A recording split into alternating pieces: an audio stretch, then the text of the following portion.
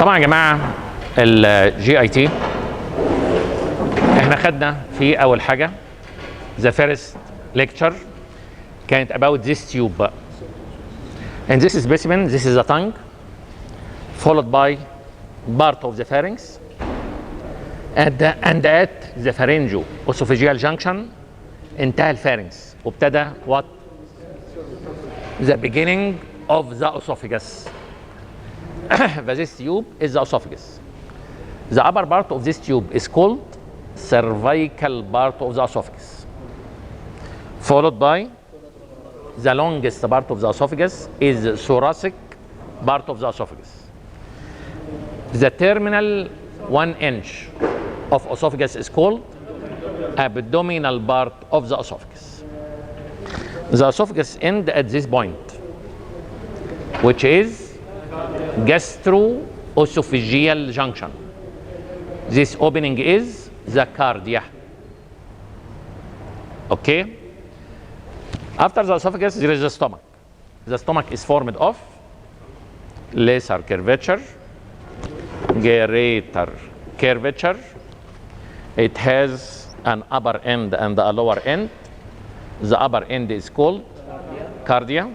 This lower end is called the pyloric sphincter. Okay? You should feel, all of you, the thickness of the cardia and feel the thickness of the pyloric sphincter. The pyloric sphincter can be identified by its pyloric thickening of circular muscle layer, because the pyloric sphincter has a true anatomical and histological sphincter with the thickening of circular muscle layer. But here in the cardia, the thickness of the esophagus is the same as the cardia and the stomach. The stomach has two surfaces. The stomach is oblique like that, therefore it has an antero-superior surface and postero-inferior surface. The lesser curvature gives the attachment to lesser omentum, and the greater curvature gives the attachment to three folds of peritoneum. From the greater curvature upward, there is a fold of peritoneum called gastrophrenic. From greater curvature to the left, there is gastrosplenic. From the remaining of greater curvature downward, the greater omentum.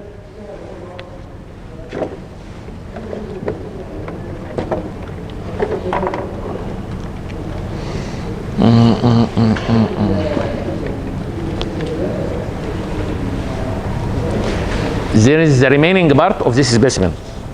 All this fold of peritoneum is the greater omentum, which descend downward to cover the small intestine and parts of large intestine. Okay, this is the greater omentum.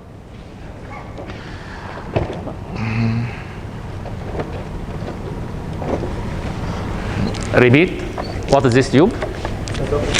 Esophagus. What is this organ? The stomach. This lesser, greater curvature, cardiac end, pyloric end, which is the pyloric sphincter, and feel the thickness here and here.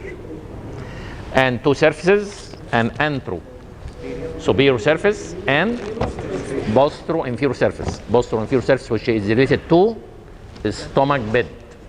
Okay? Separated from the stomach bed by the cavity of the lesser sac.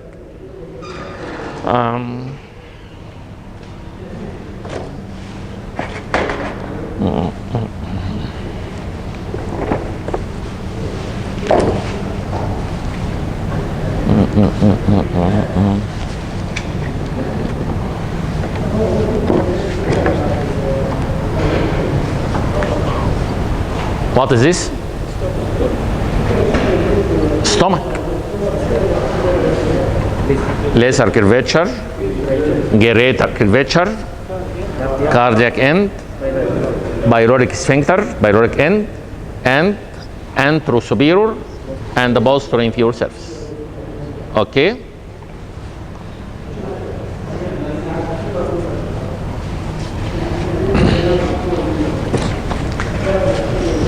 This is a specimen for the upper abdomen. This is my right hand. On the right side there is the liver, and on the left side there is the spleen, and in between the liver and the spleen this is the stomach in its anatomical true position. Okay, the stomach has this surface, which is in this specimen is a true specimen, as in the human body in the living subject, because it is present within its relation. Therefore, you can see the obliquity of the stomach. The stomach is oblique. The stomach is oblique because the cardiac end is 10 centimeter depth from the anterior abdominal wall, while the pyloric sphincter is 1 inch, 2.5 centimeter from the anterior abdominal wall. Therefore, the stomach is oblique. Therefore, it has an anterior and posterior surface. It has an antero-superior and postero-inferior surfaces. And the obliquity of the stomach is prominent in this specimen. This specimen show the antero-superior surface and the posterior-inferior surface, and posteriorly all the structures related to this posterior-inferior surface is called the stomach bed. You see that the stomach is separated from the stomach bed by this cavity in which I put my hand. This cavity is the lesser sac. The stomach is related to two cavities. Cavity in front, when you open the muscles of the anterior abdominal wall, you will find this cavity in front of the liver, in front of the stomach, in front of greater omentum. All this cavity is the greater sac. But the small cavity here behind the stomach is the lesser sac. Okay?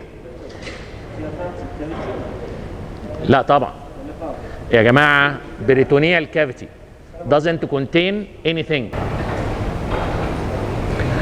احنا كنا بنقول ايه؟ The peritoneal cavity is a cavity doesn't contain anything except capillary fluid to lubricate the movement between visceral and the parietal layer. If this fluid increase, it is a condition called ascites.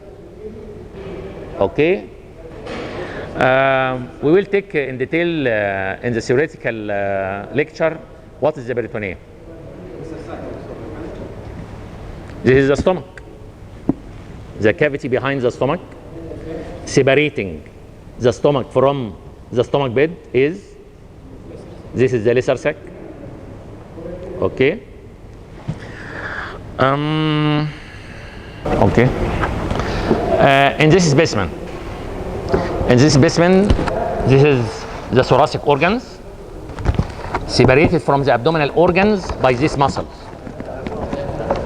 This muscle, which is the diaphragm.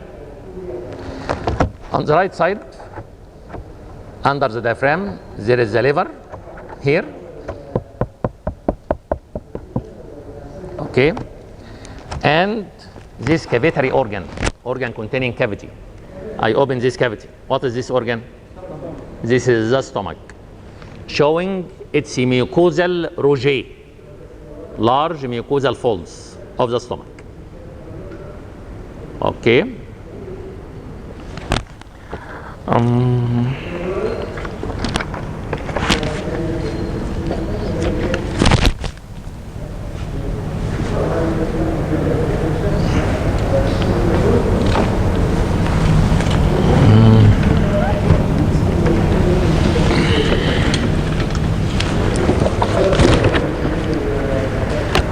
This is the liver and this muscle, diaphragm above the liver.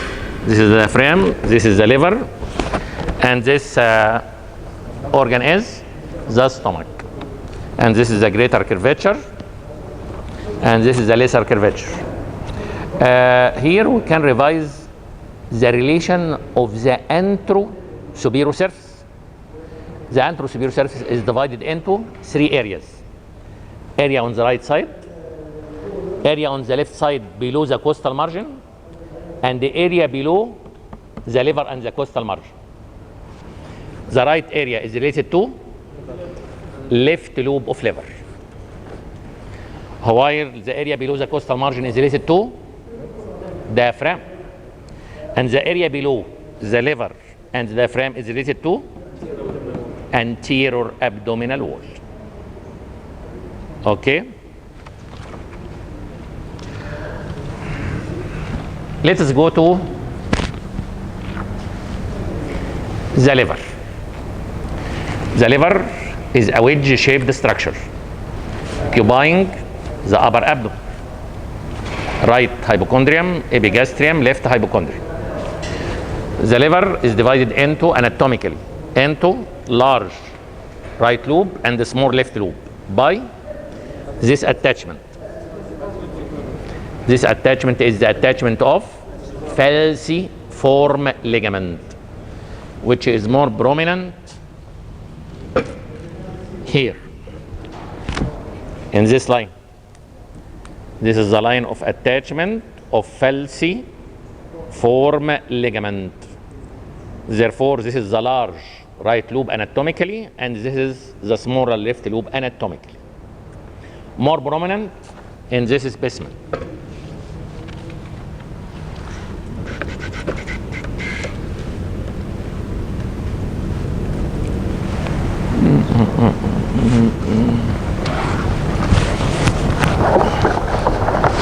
In this specimen, this is the liver, and this fold of peritoneum attached to the anterior and superior surface of the liver is falciform ligament.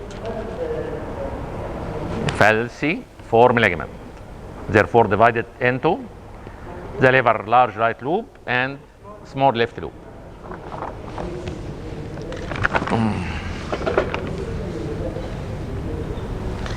The liver is wedge in shape, which has right lateral surface, anterior surface, posterior surface, superior surface, and the inferior surface. Okay. The most important is posterior and inferior surface because it's related to many organs. When we look to the posterior surface of the liver, I reflect the liver like that, and we'll start from this is the left side and this is the right side. When I reflect the liver like that, it becomes this is the left and this is right. From left to right, this is the impression for this is the esophagus and this is my stomach. If this represents the esophagus and stomach, this is my hand. The esophagus is here. Enter the esophageal opening in the diaphragm, and the abdominal part of the esophagus is related to left lobe of liver. After the esophageal impression, there is a fissure. Fissure for ligamentum venosum. After the fissure for ligamentum venosum, there is a loop on the posterior surface of the liver, which is called caudate lobe of liver. To the right side, this tube lying in its groove. This is the groove for inferior vena cava. To the right side of the caudate lobe. After the caudate lobe of liver and the inferior vena cava, to the right side, there is a bare area. Bare area related to diaphragm and right suprarenal gland. Okay. As we mentioned in the theoretical notes, all the posterior surface is related to the diaphragm, except if there is a structure passing between the liver and the diaphragm. What is this structure passing between the liver and the diaphragm? Esophagus, and this structure, inferior vena cava, and the small gland here which enter between the liver and the diaphragm, which is the right suprarenal gland. All other areas related to diaphragm, as the caudate lobe related to the diaphragm and the bear area related to the diaphragm. After the esophagus, there is what? The stomach. This is the esophagus and the stomach, and the liver is here. Okay? If I reflect the liver, after the esophageal impression, if I descend to the inferior surface, what is this structure related to? This area related to the stomach and called the gastric impression.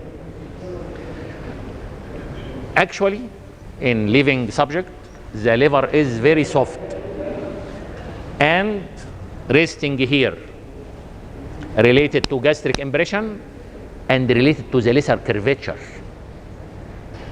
And from the lesser curvature arising the lesser omentum. The soft liver for many years in all life, the soft liver is resting here in the lesser curvature and the lesser omentum. Therefore, resulting this bulge. This bulge is called bulge like a tubercle. Therefore, it's called tuber.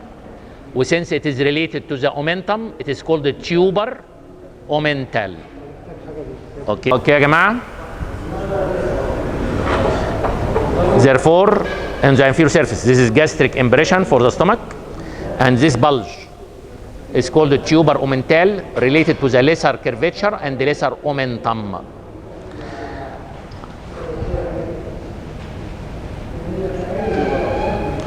After the esophagus, what is present in the GIT? The pyloroduodenal junction and the first part of duodenum passing here transversely, related to this lobe of liver. This lobe, which is quadrangular in shape and has 4 boundaries, therefore called quadrate lobe of liver. There is a fissure here related to this ligament. This is a fissure for ligamentum teres. Fissure for ligamentum teres. To the right side of the fissure for ligamentum teres, there is a quadrate lobe, which is related to 3 structures. In the middle, related to pyloroduodenal junction and the first part of duodenum.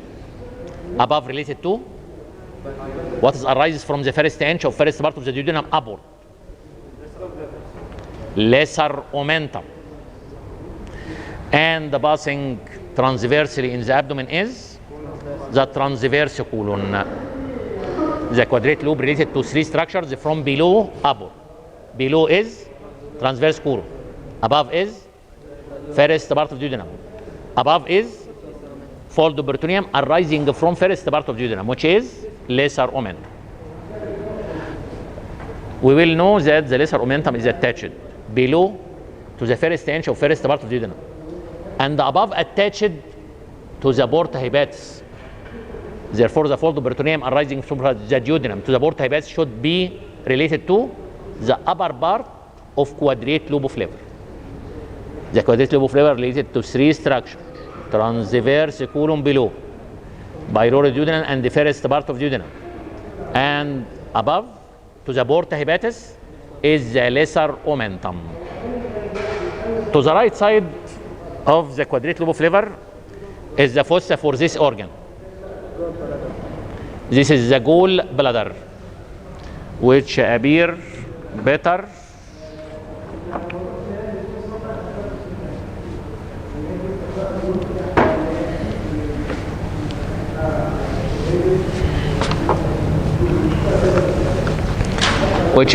here. This is the anterior surface of the liver, and I reflect the liver. Like in operation. In the operation for gallbladder, I put a retractor and I draw the retractor upward to see this piriform structure on the inferior surface of the liver, which is gallbladder fossa on the inferior surface of the liver. To the right side of the gallbladder, there are two flexures. Two flexures. If this is the gallbladder, to the right side there is two flexures. What is the first flexure? On the quadrate loop and the neck of gallbladder passing the first part of duodenum. After the gallbladder fossa, the first part of duodenum descend downward as second part of duodenum. Therefore, the flexure between the first part and second part of duodenum is adherent to the right side of gallbladder. Here there is the duodenal impression, junction between first and second part of duodenum. To the right side of this flexure, the ascending colon are rising upward, then passing transversely, resulting a flexure between ascending and the transverse colon. This flexure here is called the right colic flexure. And since this flexure is related to the liver, it is called also hepatic flexure of the colon. Actually, on me, when I return the liver to its normal position, on wahdan, the ascending colon are rising upward, then reflected to become transverse. At this reflection between ascending and the transverse colon, there is the right colic flexure here. Okay? The remaining part of the right loop show a large concave area. This large concave area is related to right kidney, and therefore it is called renal impression. And if you connect the relation together, this is the area for the right kidney, and above this area, the bare area related to right suprarenal gland. And we all know that the suprarenal gland is just above the right kidney. Okay? Therefore, the inferior surface is related to collectively gastric impression, tuber omental, fissure 4, ligamentum teres, quadrate loop of liver related to three structures. Below, transverse colon. Above, biliaroduodenal junction and the first part of duodenum. Above, lesser omentum. To the right side is fossa 4, gallbladder. To the right side of the gallbladder, there are two flexures. Just in contact with the gallbladder is first and second part of duodenum. To the right side is right colic flexure. The remaining area is concave area, which is right renal impression. Okay? This is the impression on the liver. The liver, and I look from behind, I will see this piriform structure, which is gallbladder. The gallbladder has three parts. This part is fundus, body, and the neck. From the neck arises this green tube. What is this green tube arising from the neck? This is the cystic duct. The cystic duct meet what?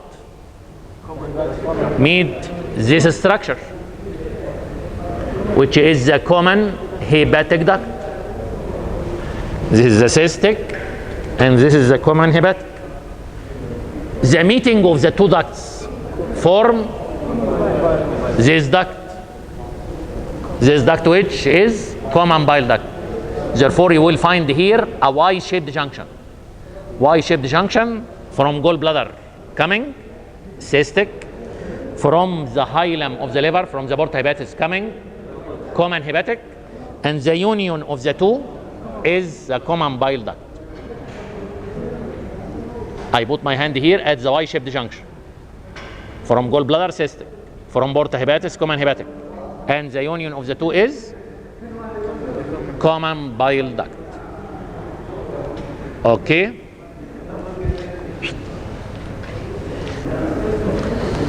In this model, we see C-shaped duodenum. The C-shaped duodenum. The first part of duodenum is removed, cut, and this descending part of duodenum is the second part. This horizontal third part, and the part arises here is the fourth part. Therefore, this is the second, third, and fourth part of the duodenum. Inside the C-shaped duodenum is the head of pancreas, and from the lower left part of the head of pancreas arises this process which passing to the left side, which is called uncinate process, and related to these vessels. This vessel is passing in front of the uncinate process. This vessel is superior mesenteric vessels, the artery to the left side and the vein to the right side. Okay. After the head of pancreas, this the neck of pancreas, then the body, and the part in contact with the spleen is the tail of pancreas. This is the C-shaped duodenum, head of pancreas and its uncinate process related to superior mesenteric vessels. After the head, there is neck, body, tail of pancreas. Okay.